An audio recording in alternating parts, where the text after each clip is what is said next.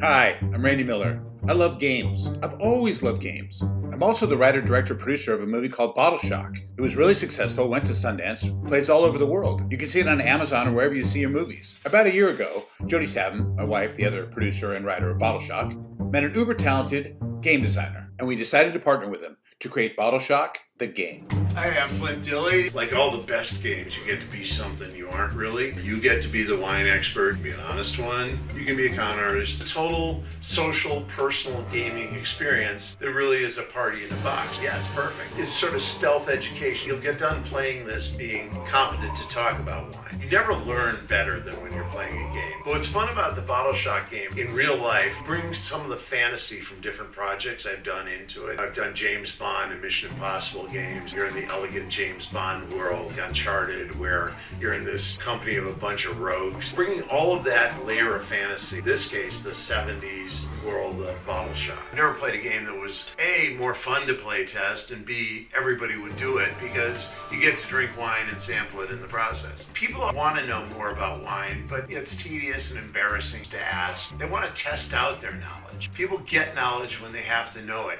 Here's how Bottle Shock the game works. The host decides whether it's a white wine night or a red wine night. 4 bottles of wine are opened. They're all put in blind bottle bags. Everybody sits down at the table. They select a character. Now there's 16 characters and there's 8 people playing the game, so you can see how it can vary each time you play the game. Characters have different agendas, different hidden identities. They own a winery, or they're a field hand, or someone with a checkered past. Then you select a setup card. A setup card tells you whether you're an honest judge or a rigged judge. Also, there's some key words laced in there, so you can tip off your co-conspirators.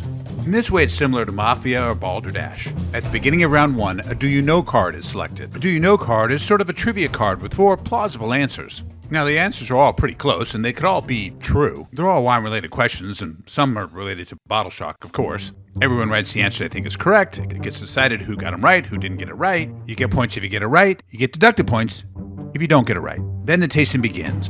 The first round of tasting, they go around, they say what they taste, what they feel, what the wine is like, what do they picture. In doing so, they use their hidden words to give little hints to their co-conspirators. At the end of round 1, another Do You Know card is read, points deducted or given. This goes on for rounds 2 and 3. Now, at the end of round 2 and of round 3, there's a judging session. People nominate other people to be kicked out of the game. Now, that's done because people have conflicting agendas. They want to get rid of people who are out to attack them. You have judging marbles. Goes around the table. It's a blind vote. You put a black marble in for when you want to get rid of a person, and a white marble in for when you want to keep a person. Now, with round 4, we continue with the same cards.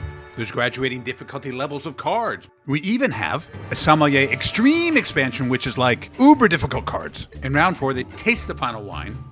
They decide which wine they like the best. Now, you have to know that some people are dishonest judges, so they might just select a wine that is horrible, but they want that wine to win because if they can get the right wine to win, then they get points. Honest, dishonest.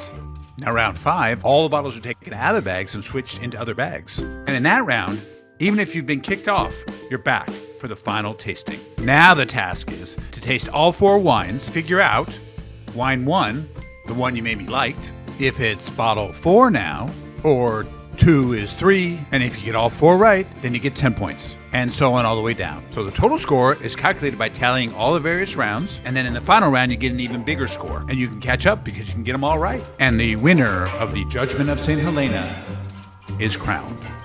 It's really a lot of fun. I hope you buy it, and I hope you play it.